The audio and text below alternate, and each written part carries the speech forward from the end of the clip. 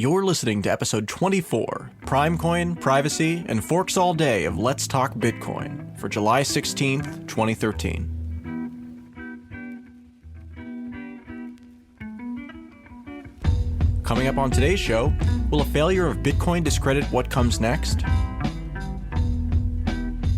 Enter Primecoin, the prototypical, useful proof of work. I sit down with Bitcoin Alliance of Canada founder Anthony D'Orio to hear the news in the North and his recent trip to the Bitcoin London conference. Bitcoin and anonymity. Who started this rumor anyhow? What the fork? Andreas sorts out the confusion of multiple phenomenon sharing the same name.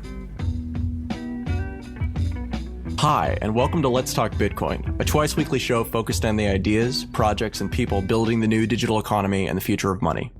If you're brand new to Bitcoin and would like to learn more, please visit letstalkbitcoin.com/learn to be directed to the Bitcoin Education Project. My name is Adam B. Levine. I'm a writer and speaker who likes to talk about complicated topics in understandable terms. Joining me on our twice-weekly search for clarity, Andreas M. Antonopoulos is an expert in decentralized systems and secure networks. Hello. Stephanie Murphy is a scientist and syndicated radio host. Hi. Thanks for joining me again, guys. Let's talk Bitcoin. A listener wrote us in about something that appeared in a recent article, Andreas, that actually you were quoted in. Your quote is, "Even if Bitcoin doesn't survive, cryptocurrencies will." How would this happen? If Bitcoins don't survive, wouldn't that have an insurmountable negative effect on the value of all cryptocurrencies? If one can't act like a store of value like it's supposed to, what would make another? Well, that's a great question, and thanks for opening with that one. I've said before, I think it's a really important point, that Bitcoin is a pattern. It's a series of 4 different innovations that came together in one time, and I think that pattern survives Bitcoin. One way to put it is that if the TCP/IP protocol, or specifically IP, had not won the race, today's internet would probably involve still a packet switch network with a distributed routing algorithm, because those concepts that were created with the IP protocol would have survived that protocol, even if we did something slightly different. I think the same thing applies to Bitcoin. It would certainly be a very big hit against Bitcoin's reputation and growth. But at the same time, if Bitcoin didn't survive, I think another cryptocurrency or several more would come out. The concept of cryptocurrencies is now part of the mainstream. The innovation it's created is part of the mainstream. So I think those concepts survive Bitcoin as an implementation. Yeah, so for instance, on this show and in a lot of other places, some people have brought up what they see as potential problems with Bitcoin that are kind of built into Bitcoin. For instance, some people complain that the hashing algorithm uses a lot of energy but doesn't produce a useful product other than the Bitcoin network itself. Well, there are some other coins that are attempting to address that problem in various ways, like some that use proof of stake instead of proof of work as an algorithm, and another one that we may talk about later that the hashing algorithm finds large strings of prime numbers, which could be useful for something else. So if some other Bitcoin copycat or Bitcoin-like coin manages to copy Bitcoin in most respects but solve a problem like that, then perhaps that might be the one that survives, right? But I think you're absolutely right, Andreas, that cryptocurrencies and the concept that Bitcoin pioneered and introduced is here to stay, and now it's part of the collective consciousness, so it's not going to go away. You know, I think the collective consciousness argument is an interesting one to make right now because we're so early in this process of adoption. It's really tempting, I think, to say, okay, well, we've won the war, but the reality is that we're in a still very pivotal battle right now to make Bitcoin, and not just Bitcoin, but cryptocurrencies broadly, into something that are accepted as part of the mainstream. Right now, adoption on a global basis is less than 0.01%. And so you look at those numbers and yeah, you're right. For the people who understand and appreciate why Bitcoin and cryptocurrencies are important, it's in their head now. And so there might be a larger cadre of people who have that, but it's the same thing that happened 10 years ago. It's just that the groups that we're talking about now are much larger than they were when you were talking about something like e-gold or or something like that. I think that you're right. I think that both of you are right in terms of this is something that's going to be out there, but I don't think that it's safe to say this is part of the consciousness because most people don't have any idea that it even exists, much less why it's important. Yeah, but I mean, how many people even today know what TCP/IP is or understand how it works? Not many, still, even several decades later, but everybody uses the internet and most people know what it is. So I don't necessarily think you need to have a huge amount of people who understand it on a deep level, as long as some people get the basic concept. And, you know, people are even familiar with the basic concept, like people who use M-Pesa are familiar with the concept of sending money with my phone, or people who live in maybe developed countries are familiar with the concept of online payments. I think those things count towards ensuring the survival of Bitcoin because people grasp it in some way. So to a certain extent, it's almost like it doesn't matter how many people going back to your TCP/IP example, I think that's a really interesting example because you're right. Most people don't understand. I mean, I can't even tell you what TCP/IP, what the acronym stands for right now, but you're right. We do use it. You know, we're using it right now. So maybe it's not the proportion of people, relatively speaking, so much as it is the types of people who understand it, the types of people who will then use it as a platform to build on top of and then create services that people don't need to understand the underlying technology. They just need to find it useful in the same way that people use Facebook but don't understand how the internet works. The proof of that is in the altcoins. The fact that there are now dozens, not just tens, but dozens, but more than 100, I think, if we look at the entire history, more than 100 altcoins, all based around the 4 or 5 core inventions of Bitcoin, is the proof that Bitcoin survives Bitcoin. You could also say that e-gold survived. Bitcoin is e-gold decentralized. So the concept of digital money, when introduced in the late 80s and 90s, did survive. It survived in the form of Bitcoin. If Bitcoin fails, then it will survive in the form of another altcoin. So I see a long-term future with Bitcoin in it, but I think, to me, it's inconceivable that out of the 190 or so national currencies, you're going to have those plus one cryptocurrency. To me, it seems much more likely that you're going to have a half dozen cryptocurrencies coexisting with 190 so national currencies and a couple of supranational currencies like the dollar and euro. Beyond that, to me, it's inconceivable that you just have Bitcoin. I don't see that as a very likely possibility. So how long do you think it takes for something like that to happen? I mean, so let's assume that Bitcoin isn't going anywhere, but what you're saying is that regardless of whether Bitcoin goes anywhere, there have to be other cryptocurrencies that come up and rise in prominence. I mean, do we think that Litecoin is the next one in line? Because it's got this launch pad that's going to be the Mt. Gox IPO. I think it's too early to really pick winners here, but at the same time, I think the idea of one global cryptocurrency that fulfills all the needs and desires and use cases for everyone is probably unlikely. I think it's much more likely that you're going to find a dominant currency and then a series of smaller currencies following some kind of power law distribution.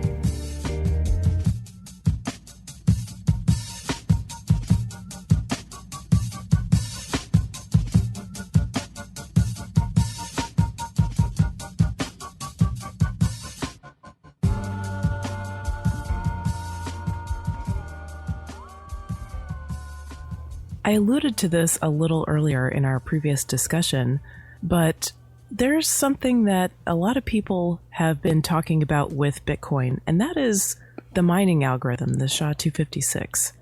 And some people are just not big fans of this because, and we've actually talked about this on the show before, what their claim is that it wastes energy. It uses a lot of computing power and it doesn't really produce anything useful except the Bitcoin network itself, which they often forget to say. And I think producing the Bitcoin network is an extremely useful function.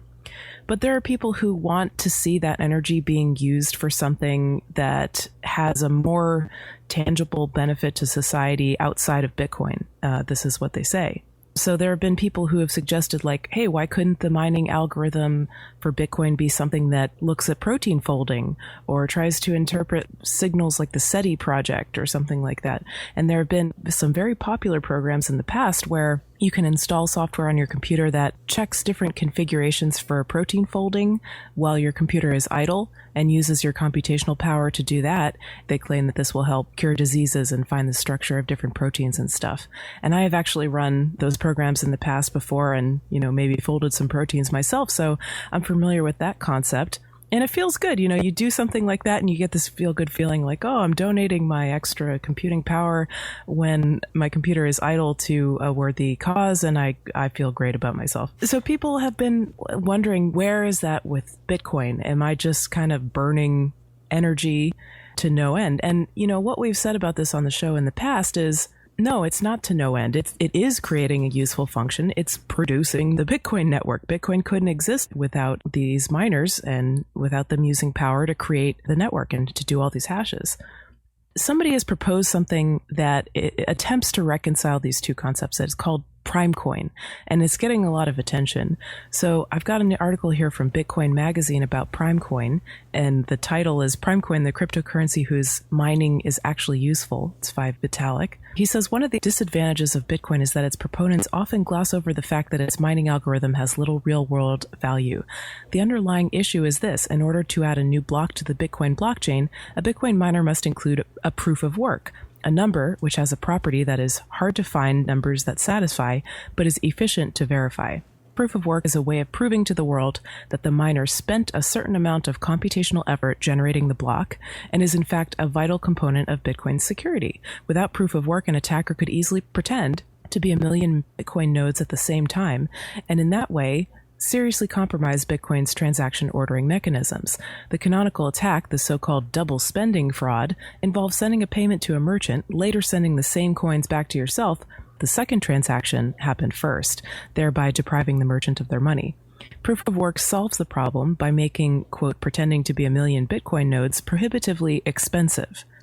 However, what makes people uncomfortable is that in Bitcoin's case, the work, SHA-256 computations, has no underlying value. Rather, Bitcoin's proof of work is literally nothing more than burning electricity for its own sake. It has always been thought that we could do better. Many newbies to Bitcoin immediately suggest that the mining algorithm should have involved SETI at home or folding at home, and those are the two that I mentioned before. The problem is, however, that Bitcoin mining requires one key property that SHA-256 does have, but SETI at home and folding at home do not. It is efficiently verifiable. Right now, all participants in the SETI and folding networks are volunteers, meaning that they probably have no intentions other than the desire to actually help the project's underlying goal. If these networks become tied to Bitcoin mining, however, participants will be motivated by profit, so there would be an overwhelming incentive for miners not to bother with the actual computations and instead provide fake data that has no value to the network's underlying goals, but is indistinguishable from a genuine computational output. Primecoin is the first proof-of-work-based cryptocurrency that has come up with any kind of workable solution. The central premise of Primecoin is that instead of useless SHA-256 hashes, the proof-of-work protocol would require miners to find long chains of prime numbers. Basically, what Primecoin is doing is finding long strings of prime numbers, and what's the big deal about that? What's the practical utility? If the effort, he says, that we put into the topic today for its own sake is any indication, there's definitely at least something to it. The Electronic Frontier Foundation is offering $550,000 worth of prizes to the first groups to discover a prime number more than 1 million, 10 million, 100 million, and 1 billion digits long. That's a big prime number. The first two awards have already been claimed. The great internet Mersenne Prime Search has been looking for large prime numbers since 1996, and mathematicians in universities around the world are involved. Tennessee at Martin provides a list of reasons why looking for primes is useful, aside from for the glory. Searching for primes leads to useful byproducts in other areas of number theory, provides an incentive for computational hardware development, and leads to underlying workings of prime numbers themselves, the prime number theorem. I'm having a little trouble understanding exactly why it's so great to find big prime numbers, but there are people who are really excited about this, and they think that, this is something that could solve the problem of Bitcoin mining not doing anything that they consider useful. And this would be a better use of that energy that's used for Bitcoin mining. So what do you guys think about this? To me, the relevant part of Primecoin is that it's a first step in this direction. Regardless of whether or not the data being found is actually useful, what it is it's a first attempt at making something that isn't arbitrary, right? Because that's the issue with the SHA-256, is that the information that it gives you at the end of it is arbitrary and basically meaningless. It can be whatever so long as it fulfills these preconditions. When you're talking about Primecoin, it isn't. You're harnessing this distributed computational power to find numbers that are large and that actually have some kind of meaningful use to them in number theory. I think that it's good as a step in the right direction, but I have to say I can't see something like this catching on just because there's nothing else about it that's really improved. And I don't feel like this is a problem that's going to be a motivating factor for really hardly anybody. This is a it's a proof of concept to my eyes. And I think that if you wanted to then take something like this and integrate it into another type of coin that also fixed another type of problem that people care about more, then I think that you'd really have something there, and that would be substantial. But as it stands right now, I'm sort of curious just to see how this works out on the theoretical level. I agree. I mean, if it were something that were a little more obvious, and look, I'm a scientist, I have a technical background, and even I have, it's a tough sell, Large prime numbers, okay, it seems a little abstract. Yeah, maybe it's more useful than SHA-256, but... Right. That's the important part, is compared to what? Compared to what? If it's, if we're talking about compared to SHA-256, then yes, this is an improvement. If we're talking about compared to, just arbitrarily, if we were going to try to improve the world, then I don't necessarily know that this cuts it. Yeah, I mean, if there was some coin that was like literally the algorithm was curing cancer or something, and you could actually really see benefits from it, aside from basically contributing to number theory, yeah, I think people would be sold on it, and it would be easier to sell this as something that's maybe superior to Bitcoin. But it's tough as it stands right now. I'm having a lot of trouble seeing the benefit, and Bitcoin is so huge right now, and it's got so much recognition and so much behind it that it's really going to take a lot for any other altcoin to overtake it. I mean, it's going to have to be something really, really special. Not everybody has a problem with the current SHA-256 algorithm and thinks that it's inefficient or, quote, wasting energy. I mean, there are some people who think that, for sure. But not everybody does. Some people recognize the value of just generating the Bitcoin network and allowing Bitcoin to exist. And I think that's something that is very useful in and of itself. It's important to notice that about 40% of the cost of running a payment network, such as Visa or MasterCard, is fraud prevention. Bitcoin mining does that as part of the mining cost at a much, much lower percentage of the overall cost of the network. So I think it's disingenuous to say that it's not useful. In fact, not only is it extremely useful, the mining, because it secures the network, but it does so at a fraction of the cost of the traditional fraud prevention measures that are used for other payment networks. So from that perspective, it's very useful. If we want to talk about a waste, my big question is, why doesn't the NSA Utah data center do protein folding? That processing used to deal with finding cures for cancer instead of spying on Americans, I think that would be a better use of the electricity. One of the other problems with these alternative proofs of work that are supposed to do useful things is that they're non-standardized. I mean, isn't that like one of the main problems, is that it's relatively predictable what type of difficulty you're looking at with an algorithm like SHA, whereas with, trying to, like SETI, for example. SETI has standardized blocks, but they're not actually standardized blocks that generate anything. So unless you set up like a global pool where like everybody is in the same pool, then I don't know how exactly you do that and create an efficient network with it. Supposedly Primecoin has this smooth difficulty adjustment that they've built into it. It actually adjusts the difficulty slightly every single block. And so it nudges it closer to the target rate. And I don't know how exactly they do that, but that would be cool if it worked. The question that immediately brings to mind is, can the difficulty in Primecoin ever go down? Because if the goal is to find larger and larger and larger prime numbers, don't you find the smaller prime numbers on the way to those larger prime numbers? No. I don't think the difficulty depends on how large the prime numbers are. It may depend on how long the strings of prime numbers are or something like that. I'm not exactly sure, but it could go down in the same way that it could go up equal to the amount of prime generation power on the network. So if it goes up, then the difficulty adjusts each block to bring it up. And if it goes down, then difficulty adjusts to bring it down. This is the big challenge. When you do a proof of work algorithm, it has to have some very specific characteristics. It should be difficult to create it, but very easy to verify. And in fact, you're looking at a very specific ratio there, where the difficulty to create it is variable. You can increase or decrease that difficulty in a predictable, not linear. It's usually a logarithmic scale. So when you increase the difficulty, it doubles or increases by a factor of 10 or whatever. But do it on a predictable scale. But at the same time, keep the verification time order 1 so that it always takes the same very, very small amount of time to verify.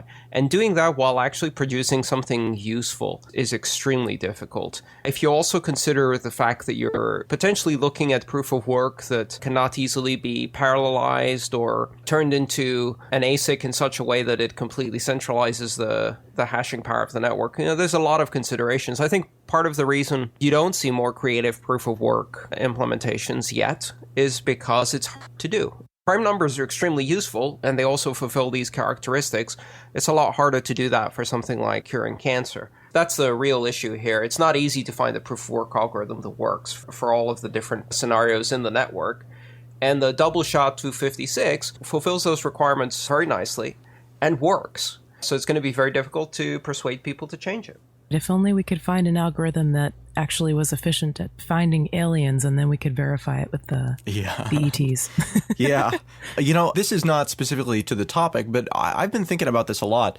So Bitcoin mining is winner take all, right? So whoever finds the block gets all 25 of the Bitcoins. Now, in the current reality, that means that whichever pool finds the blocks gets all of the Bitcoins, and then it's split up based on the share of the work that each participant did in that particular pool during that particular time.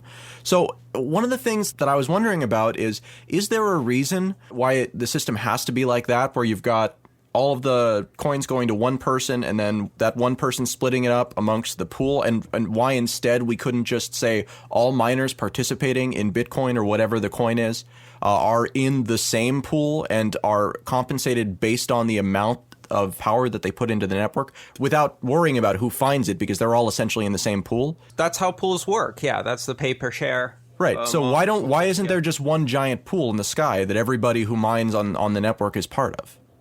Because the pool gets to make one very important decision. They get to decide which version of the code they mine on. So essentially, they're making the decision as to which part of the fork to follow. If more than 51% of the hashing power went to one pool, effectively the operator of that pool can make that decision arbitrarily. So, but again, isn't that an issue caused by the fact that the payout only goes to one person? I mean, and then they distribute it to the pool. Can't we skip that step? And instead of saying no, it's not. It's a result of the fact that only one block, no matter how many people are mining, only one block that's discovered will be accepted as the new height blockchain. And if you discover two different blocks, then you have a fork, and the one that gets the most consensus wins. So you can only ever pick one block to be the next highest block in the chain. And the group with 51% or more of the hashing power can make that decision without any consideration, whereas otherwise, if it's less than 51%, it's a consensus decision. People have to agree. If you concentrated all the hashing power in one group, then that group would be able to do a fork and pick a block that the others don't agree on. Essentially, they get to choose which way the code goes. That makes some sense to me. I still have some questions about that, but we can move on. I'm not quite sure how Primecoin works, but it's also not easy to prove that a number is a prime. One of my favorite stories about that is the famous proof by Frank Nelson Cole, who is the guy who proved that Mersenne prime 2 to the 67 minus 1 wasn't a prime. This was assumed for, I think, centuries that these were prime numbers, and it was given as the prime example, if you like, pun intended, of a prime, 2 to the 67. And Frank Nelson Cole went to a conference where he didn't say a single word. He just stood up on the blackboard and wrote 2 to the 67 equals the number, and then equals x times y, and wrote down two numbers that if you multiply them, give you that. Boom. Done. No words. That was all that it took. And he basically completely debunked that number was a prime. All you have to do is show two numbers that you can multiply, and one of them isn't 1. Right. It's not a prime. Okay, so that's the problem, is that in order to verify a hash, that's a relatively simple process, but in order to verify a prime, you literally have to go through the process of elimination, computationally, and show that none of these equations can add up to whatever that prime number is, right? So there's no real efficient way to do it at all. At the moment, I don't believe there is. You cannot validate that a prime is a prime. You can only statistically guess at whether it's a prime or not. You can definitively prove it's not a prime just by standing up at a whiteboard and writing two numbers that give you that factor. But you have to know what the numbers are in order to do that. So, it seems like Primecoin still has some problems as far as the implementation is concerned, just because of that difficulty to verify that what is actual is actually actual. I'm not sure how it works. It's hard to say. But what it does is it points to the idea that creating a proof of work that fulfills the rather weird requirements of distributed blockchain consensus computation and at the same time is useful outside of securing the network is not easy. It's not that necessarily Satoshi didn't think about doing a, quote, useful proof of work when he was coming up with Bitcoin, rather that it just is really hard. Let's Talk Bitcoin is heard each week by thousands of people who are participating in the new digital economy. Our listener base of Bitcoin owners, miners, investors, technologists, and merchants is growing fast. We offer a limited number of short advertising slots in each show to keep our listeners engaged and to provide maximum impact for our sponsors. If you'd like to talk to us about Let's Talk Bitcoin, send us an email at sponsors@letstalkbitcoin.com. If I showed you a website where you could easily purchase electronics from the world's largest distributor with Bitcoins at 0% markup, would you think it was too good to be true?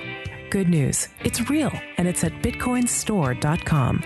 Choose from 500,000 items, save money over Amazon and Newegg, and convert your Bitcoins to real-world items. You can even buy with privacy. All they need is a shipping address. But don't take my word for it. See for yourself at bitcoinstore.com.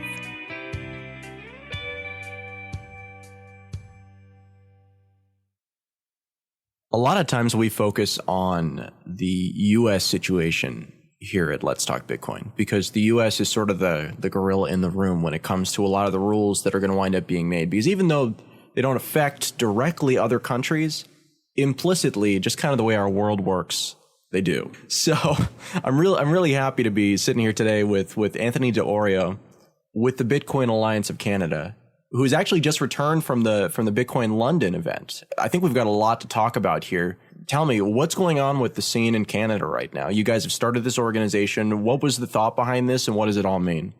The concept came across when I was hearing some media interviews done in our national news here, especially during the spike up in price a couple months ago, where the representation of Bitcoin in the media was less than stellar. I thought that it could be done much better, much more professionally, and much clearer. That's when I came up with the concept to gather together Bitcoin enthusiasts from across Canada to come together to represent Bitcoin in the media, focusing just up here in Canada, to provide resources and information for merchants and the general public, and to start dialogue with banks and the regulatory bodies up here. Those were our specific goals, and that's where my concept came across to start it up. Well, that's pretty broad. I mean, that's I guess that's what immediately occurs to me is that that's an ambitious goal. Those are several different. They're related in that they're all necessary, but they're really unrelated and pretty differentiated in terms of how you go about accomplishing those things. Does the Alliance have a lot of resources, or what's the thought? Yeah, I think we do have a lot of resources. I started out with developing the Toronto Bitcoin community here. It was a meetup group that we started. It's been about 8 months now. We've got about 150 members on board from that. And I think translating what I've done there into a more of a national scale, teaming up with other Bitcoin meetup groups from across Canada. And yeah, we do have quite a bit of resources up here. I'm dedicating myself full time to this project right now. We have 7 members on our board that just got selected 2 weeks ago that are also very interested in being part of the day-to-day operations, not just voting and deciding on things. We've got a total of about 80 to 100 people that have reached out to me over the last 3 months that want to actually not just be part of the organization, but actually have detailed roles. So I think we do have a ton of resources out here. I think the goals are definitely quite broad. I'm convinced that we can definitely tackle those things. That sounds really exciting, frankly. So, you said you've been doing a meetup group for 8 months now. That's a pretty decent membership that you're talking about. What's been the experience? What types of people are you seeing coming to these events? What types of things are emerging out of them? When I first started about 8 months ago, we were getting about 10, 15 people. We were doing it on every other week, and then we toned it down to once a month. The demand just wasn't there. We were getting the same people over and over, which is great, but the new members was very sparse. And since then, especially again with the big run up in the price of Bitcoin, that's when things started exploding. Over the last few months, I think we've gone up 8 to 10 times our membership, and I'm daily getting people now joining. So I'm not even seeing it. When the price was going up, yes, it was exploding, but I'm even seeing it continuing to go on now. People are getting into it. People are excited. And we're getting all aspects of people interested in Bitcoin. We're getting miners, we're getting entrepreneurs, we're getting developers. Every single type of person is coming out to these events, and they're coming back. We're doing presentations almost every meetup. We now do this every other week. And it really has been something that people are appreciating. It is growing really quickly. I think we're about to overtake Bitcoin Vancouver, which had a huge head start on us. The growth in Toronto and the growth naturally has really been excellent. You mentioned the run up of price a couple of times. Are the people that you're talking to and are the people that you're dealing with actually super interested in the price? Is the price their focus, or is the price an indicator? What about the price is the part that is causing the interest here from your perspective? Sure. I think what it was the price was causing the explosion in the media. And I think that's where people were finding out about Bitcoin. So it's the media attention. So it's just that people are now finding out about it, whereas previously they'd never heard of it before. That's exactly right. The price, I think, was the catalyst for the media getting on board. And then once the media was on board, it's toned down a bit recently, but I still think people are coming across it. And I think I consider ourselves the less than 1% that actually know about Bitcoin. And we are the very, very early adopters still. That's just going to continue to grow. And I see it exponentially growing right now. Even with the hardships we've faced over the last little while, I'm still seeing our membership grow, and I'm really impressed with the amount of new people coming in. I'm seeing different hardware companies starting to get involved now. I've been in contact with people trying to develop new systems. They've already got hardware specifically for either banks that are now saying, hey, I think we can translate this over to Bitcoin. For example, in Montreal, a team that does biometrics for the banking sector has approached us to start working on some biometrics, try to get a relationship between biometrics and Bitcoin going, perhaps for hardware wallets, for different things like that. We have some chip companies that have approached me who are starting to get into the mining space and believe that they already have infrastructure set in place that can outperform some of the current miners or the current companies that are involved in mining right now. So we're seeing a lot of tech companies who are starting to hear about Bitcoin and trying to translate their services over and become very useful products for the Bitcoin community. So, Anthony, most of the people who I talk to who are on the meetup side of things have been in this for not that long. You've been running a group for 8 months, which, as far as I can tell, is actually one of the older groups in the space. How did you find Bitcoin? What brought you to it? And when did that happen? It happened for me maybe only a month or two before I started the meetup group. I consider myself a libertarian or a voluntarist, and I got into it through Free Talk Live, which is a radio show in the States that's nationally syndicated, and they're all about Bitcoin. And that's where I first heard the word Bitcoin. And since then, of course, I jumped down the rabbit hole, and it encompasses everything I do. I've got multiple projects in the works. Of course, I've got the meetup group. I've got now the national organization. So everything that I do is Bitcoin and Bitcoin related. I do have a technology and computer background. I also have a marketing and a business background. So I've been an entrepreneur for quite a while. And this is just something that I'm extremely dedicated to. And I've never been so enthusiastic about something in my life. I really do think it's going to change everything.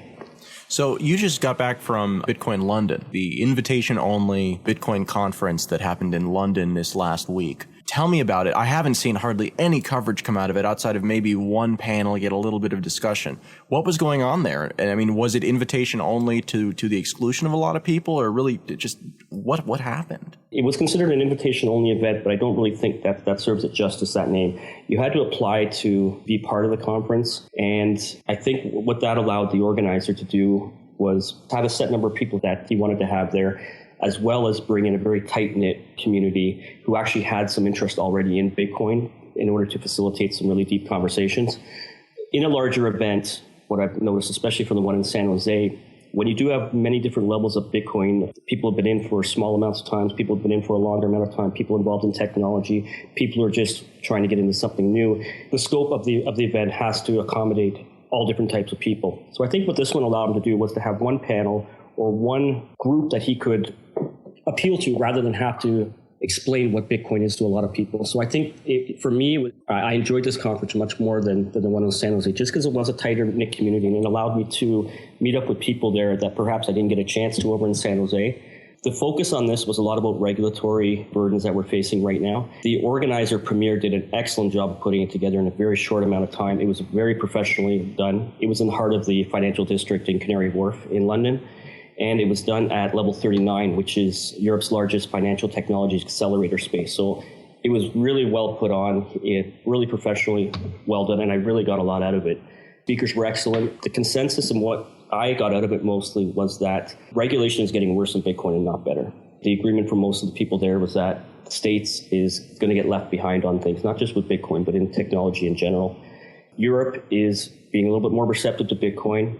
And of course, I'm talking about Canada here. Canada seems to be the best. Our regulatory bodies out here have said that they're not going to really regulate what's going on. Like our counter regulatory body, FinTrack, has said that they're actually not going to regulate businesses like our exchanges out here, and they don't consider Bitcoin funds. So they've taken an opposite approach to what's going down in the States right now. And I think I'm really excited about what Canada's doing right now. Why do you think that is? Why do you think that we have this situation where spaces that have typically been, I mean, the United States is sort of an innovation capital, historically speaking.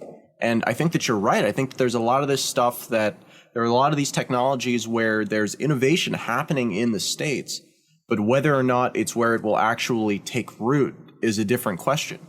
Why do you think that is? I think historically, yes, the States was the innovation leader. I think it's changed drastically over the last many years. There's a lot more control right now. They're a lot more scared about what's going on, especially with Bitcoin. And I don't know if I can really nail it down as to why it is, but I wouldn't want to operate a business there. I think it's much easier to do it in many other places. I mean, they're cracking down on many things. Let's even take a look at what they're doing with the gambling space. I mean, nothing can be related to Bitcoin, but they shut down sites. They don't allow access to certain things down there, and people just find it much easier to do businesses in other areas. I know of some people that have moved operations down to Panama, taken things out of the States for that reason. They're trying to find areas where not just the taxes, but regulatory burdens are much easier. So it makes sense when you're an entrepreneur, when you're an investor trying to grow something, that you don't want to be limited by certain things. And it's much freer up here, I believe, in Canada, and it's much freer in a lot of other places around the world. And we are in a global situation. So you're going to find the area, these businesses are going to find areas where it's much easier for them to operate. So that's particularly why the States will get left behind, because they do make it so much more difficult for entrepreneurs, for people to get involved in projects going on in the States. Was there a particular concept or idea that came out of this conference that you were like, wow, I had not thought about it like that before? Was there anything that just really jumped out at you as something that was new and different? Again, the thing that I got out most of it was in the space that we're in, and with regulations coming down in most of the countries on Bitcoin across the world, I think people are going to look for the spaces that are the easiest to operate. And that was the main thing. And that started at the beginning of the conference. That's what the keynote was about. And that just carried on through. We had regulations panels. There were many different other speeches on it. But that's what I got out of it the most, was that regulations are getting worse. People involved in the Bitcoin space are going to have to find the areas and the regions which makes it easier for them to operate, and that's where they're going to go towards. So when we say worse, I mean, was there a thought there that we're going to see Bitcoin flat out banned in certain parts of the world? I mean, like the U.S. obviously is it sounds like is where people feel like there is less opportunity relative to everywhere else. But what is the end game here? I mean, is there a specific outcome that it's looking like is going to happen, or is this just preemptive concern and trying to avoid the problem before it even occurs? I think the general consensus was that cryptocurrencies are going to be the transactions in the future. There's no doubt about it. How long it's going to take is what's going to be the issue, and how difficult the struggle will be. But I think everybody there did see it growing. They see the price of Bitcoin growing. They just see the hurdles are going to be something that we have to come together. And this is one of the reasons for starting the alliance as well up here in Canada, is we want to facilitate talks with governments. We want to facilitate talks with banks and let them know, listen, let's start working together and figure this out. It's going to happen. Now, is there going to be pushback? Definitely, but we have to work with them. We have to get many people on board. We have to get as many merchants on board. We have to get as many venture capital money coming into the space here, where it's going to make it that much difficult for it to be controlled, to be regulated. And I think that's the key. We have to keep getting this thing blown up, keep getting the attention to it, keep trying to find ways to keep money flowing in terms of the exchanges. As some are shut down, more are coming open. It's difficult, but the consensus is that we will succeed eventually. To our Canadian listeners, how can they get involved with the Alliance, and what's the process for that? We have a website which is being revamped right now. We're using a system called Nation Builder, which is a platform that's specifically for organizations such as ourselves, which is nonprofits or political campaigns. That's a way to bring together a community. So that's what we're setting up right now.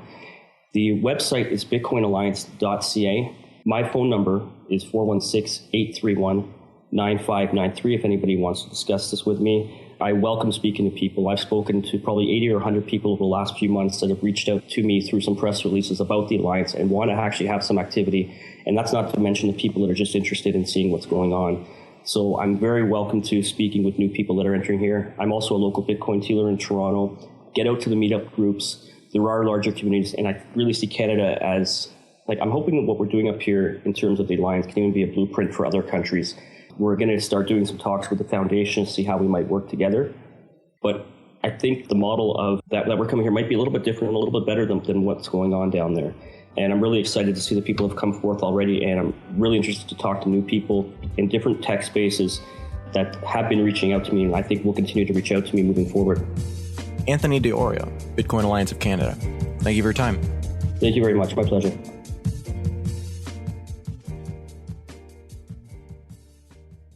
After I spoke with Martin Harrigan of Qantas Bytes last week, we received an email from listener Marianne. She says, "Dear Adam, I'd like to first say that I find your show very engaging and informing. It's a valuable service, and thank you for doing such a great job. I listened to yesterday's show and was quite shocked, particularly to learn from Martin of Qantas Bytes, that our transactions are not necessarily protected from public identification even with encryption.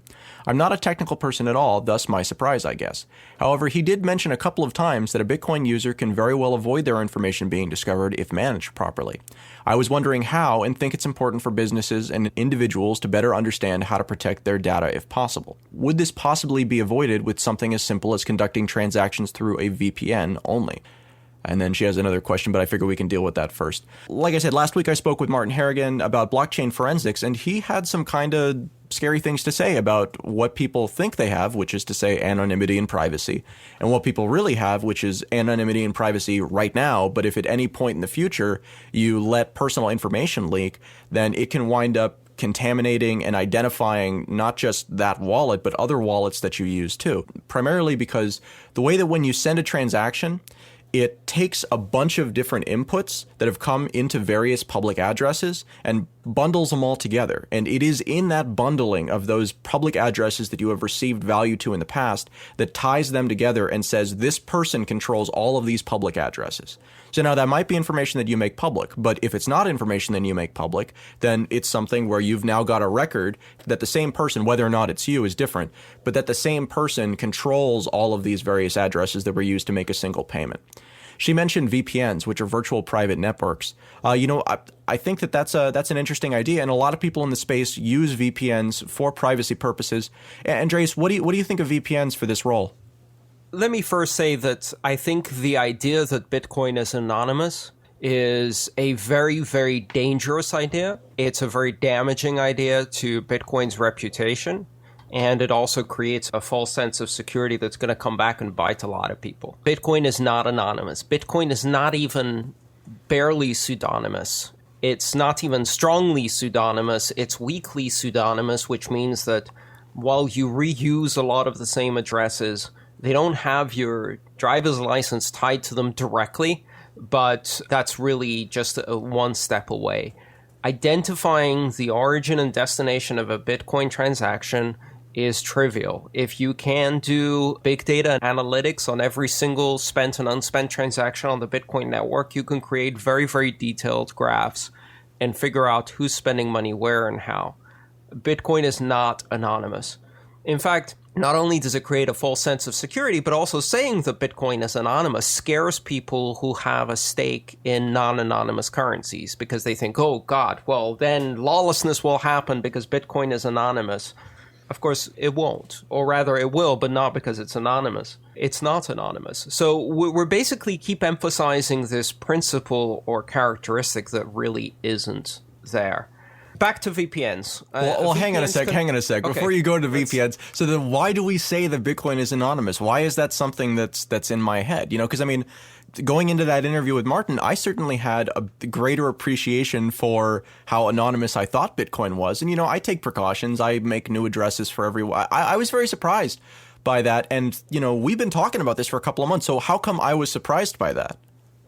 I think it's a common misconception, and it's something that keeps getting repeated by the media. There's no real basis for it. It's not anonymous at all. If you think of anonymity as a range, where at the lowest level you have weak pseudonymity, which means that your name isn't on every transaction, but if I was able to associate your name with one transaction, I could then from there be able to figure out all of the transactions that are linked to that name relatively easily. That's what I mean by weakly pseudonymous. And from there all the way to strong anonymity, which means that even if I was able to track all of the data coming in and out of your network location and all of the transactions on the network, I still can't prove who did what. That would be a strongly anonymous network. And we're way on the weakly pseudonymous side. I don't understand why you have this persistent misunderstanding. There's two parts of the network here, right? There's the transactions that you inject into the network. So if you think about the node that you're using is reading things off the network and then occasionally injecting transactions into the network when you spend things. And then there's the ledger itself, which is global and distributed.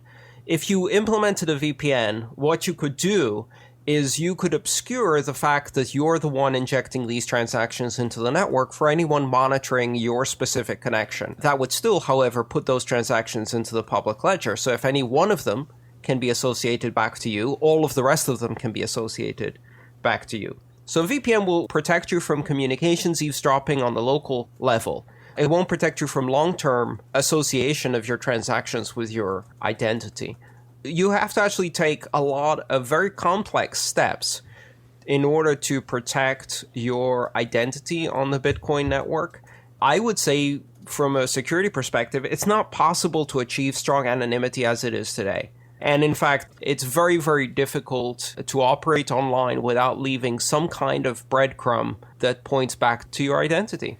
I think I buy everything that you're saying, but shouldn't you be able to combine having identity-specific wallets with a VPN? Because then you're obscuring, you still have that exposure, but it's on an identity-by-identity basis. So let's say, for example, I wanted to have an identity with the ability to pay out, one that lives on Bitcoin Talk, and one that lives on, Let's Talk Bitcoin, and one that is my personal identity. Can't I have a different wallet set up for each one of those? And then using the VPN, won't that effectively mask both my IP address, which is something that can tie them all to me, and also, since I have separate wallets for each one, there's no interchange between the wallets. It only pulls from stuff that's within each one. There's association within each identity, but from identity to identity, you still have some level of privacy. In order to achieve that, Adam, you would have to maintain absolute separation between those three identities. And by absolute separation, I mean that means you cannot ever send money from one account to another. You can never have change go back to one of those accounts. Right. And actually doing that in real life with a single person in control of those accounts is tremendously difficult. And that's why forensic accounting works. And that's why follow the money is probably one of the most successful law enforcement techniques. And it will work in Bitcoin too. So practically speaking, for most individuals, no, you can't really do that. You will slip up and end up tainting one of the accounts with one of the others and therefore linking them all together in a way that can be deduced from the public ledger. The VPN wouldn't help you. Keeping separate accounts, unless you were able to do that with strict separation, wouldn't help you either. Do you think that this could be solved with a software solution? Right now in the Bitcoin space, we're pretty limited in terms of the wallet applications that are out there. None of them really have the, I use Armory, and that has the ability to maintain multiple wallets in a way that I think is at a higher level than really about anything else out there right now as far as options are concerned. Is there room for a privacy-specific wallet that really focuses on this segmentation of identity? Do you think that that's, someone can come out with that, but it's not actually going to help the system? So there's two aspects to this. Essentially what we're talking about is a separation between the technology and the operational security. The technology at the moment is underdeveloped, which puts a lot more burden on following operational security.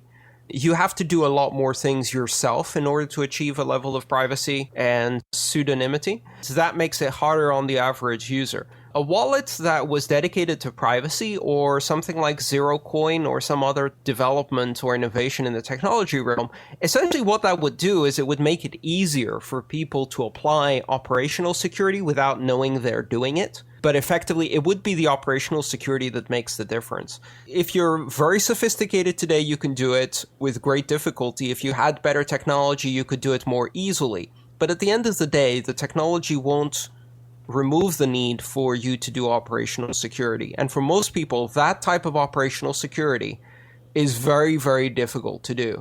That's why, ubiquitous surveillance is a bad thing. So why does everybody keep insisting that Bitcoin is anonymous, or it's mostly anonymous? Where did that come from? I think it comes from a fundamental misreading of the original paper, and also it's one of those fun memes that adds to the mystique. And so people who don't really understand how the protocol works will keep repeating that untruth. I think that certainly there's an element of that to it, but another part is that Bitcoin has the appearance of being anonymous if you don't necessarily know what you're talking about. The idea that we have something that doesn't have any sort of identity associated with it and yet is not anonymous, I think that's the problem. People confuse privacy, anonymity, and identity, and they're three completely different things. Anonymity is really a characteristic of a system as to how it associates identity with action. And privacy is a state, essentially, that you achieve by increasing your anonymity and reducing the opportunities for information to leak. But they're not the same thing. Privacy is not anonymity, and anonymity is not a form of identity or a lack of identity. These are all kind of emerging characteristics of a secure system. And so people assume that the lack of obvious identity means anonymity. You're probably right. It doesn't mean anonymity, however. You're listening to Let's Talk Bitcoin, the premier audiocast providing news and insights that cover the rapidly evolving world of digital money. Our twice-weekly shows include analysis of late-breaking news, updates on key technical, business, and regulatory issues, and in-depth interviews with the key people driving the new digital economy. Let's Talk Bitcoin offers sponsors an attractive way to reach a targeted and savvy audience. For more information, email sponsors@letstalkbitcoin.com. EasyDNS is the Swiss Army knife for your domain names, helping meet their customers' individual needs since 1998. EasyDNS has been an outspoken critic of SOPA and CISPA. EasyDNS was an early supporter of Bitcoin, and now they are proud to sponsor this show. Do business with a company that shares your values. Get a 13% discount when you pay with Bitcoin. Go to bitcoin.easydns.com and be sure to use discount code LTB. Getting back to Marianne's question, also as a side question, I don't understand the process for how a, quote, fork is reached, end quote, and how the design upgrades are even selected or created for the fork. In short, I don't have any understanding about the forking process and thought it might be a good topic to address for listeners. Let's clarify, first of all, that essentially we're conflating two different concepts here. One is a code fork, and a code fork is when you have a piece of open source code and someone says, well, I don't think you're going in the right direction, so I'm going to create a new version that I'm going to name something else and go on a different path. Code forks really involve a human process of acceptance. You get to pick between the two versions of code and decide which one you install.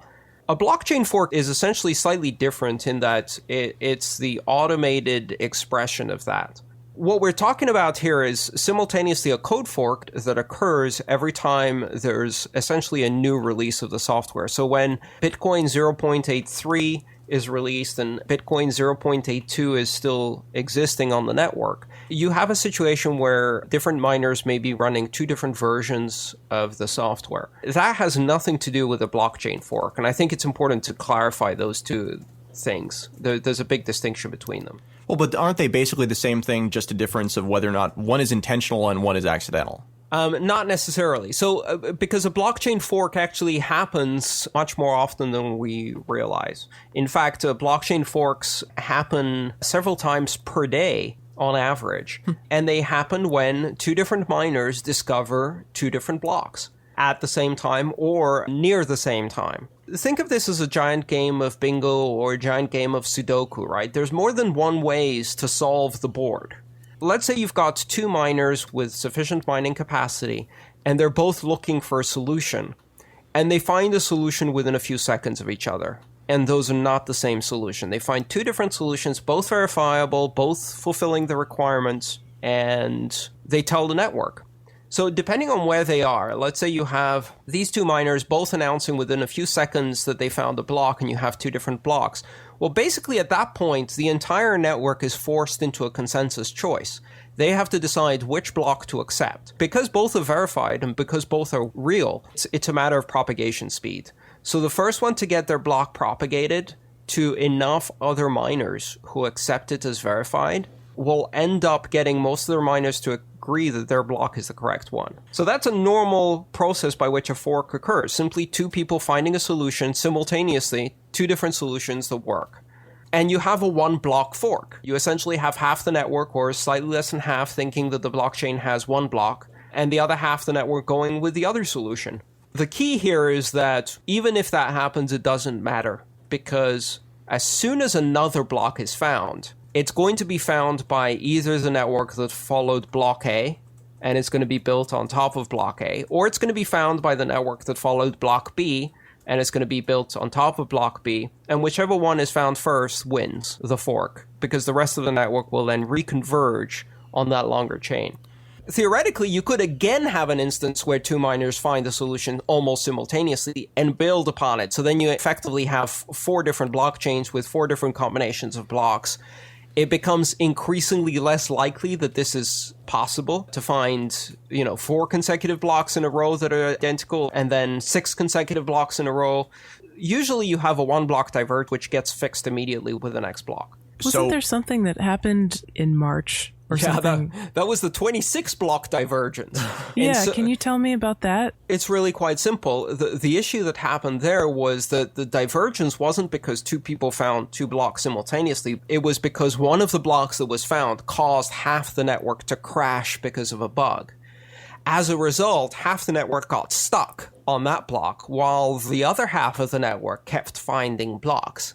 So every time they tried to solve that block where they got stuck, half the network would crash again. And if they restarted their clients, they would get the same copy of the same block again and crash again because the bug didn't go away. Essentially, that caused, because you had two parts of the network running two different pieces of software and finding different solutions, the end result was that fork was able to persist for 26 consecutive blocks before the two chains caught up. Wasn't there a mining pool that voluntarily got onto the other block or something like that? Yeah, pretty much all of the mining pools decided to voluntarily downgrade to the older software to allow the old block chain to catch up and overtake the newly spawned one, which was incorrect. So that was a matter of getting everybody to agree because the software itself could not arrive at a consensus. Think of it this way. It's like you're having an election, but the ballots that had one of the candidates don't have a box next that you can check. If you check that box, your ballot blows up. So essentially, while the consensus system was still working, one of the two candidates wasn't able to get a vote because that block crashed one of the two versions of software. And so they held 26 elections, all of which ended up with 49% spoiled ballots and 51% valid ballots, and that wasn't a way to continue. So they had to voluntarily redo it. Yeah, essentially forking works on a regular basis as part of the network.